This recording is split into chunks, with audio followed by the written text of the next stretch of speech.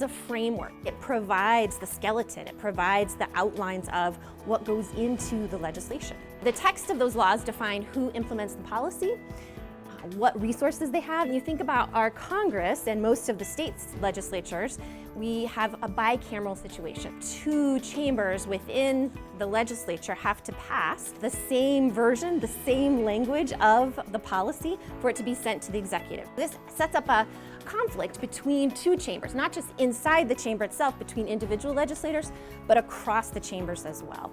And it's not just whether to pass a new policy, but what policy instruments to employ, what language to put into the bill to set up that skeleton of those policy instruments. The purpose of this particular project, first, is to develop a measure of chamber-specific textual contributions to these pieces of legislation. What is the nature of the bargains that chambers strike across each other with respect to the U.S. Congress?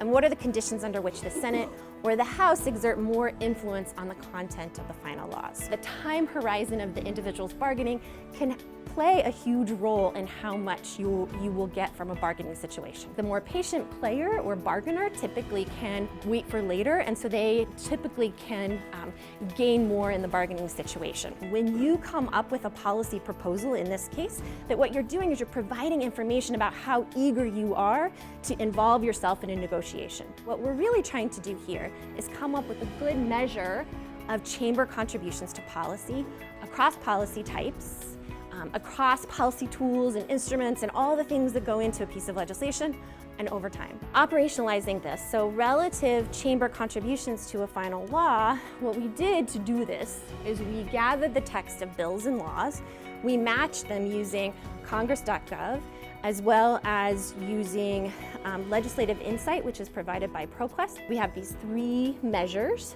House bill, a Senate bill, and a final law, and we look to see how many of those words are overlapping. What we find is that the House unique language makes up, on average, about 7.5% of the final language of laws. The Senate is 11%. The consensus region is, on average, more than half of the language in final laws. And then the negotiated region is almost a third of the final language in bills. So when the House initiates their bill, instead of us seeing a first mover advantage on average, we see that their unique proportion goes down. The Senate, if it's a first mover, seems to be advantaged, but the Senate seems to do better in terms of unique language that it's providing than the House does. The House's unique contribution to a final law is highest when they're the second mover, so when the Senate moves first, although they're still not, their contribution is less still than the Senate.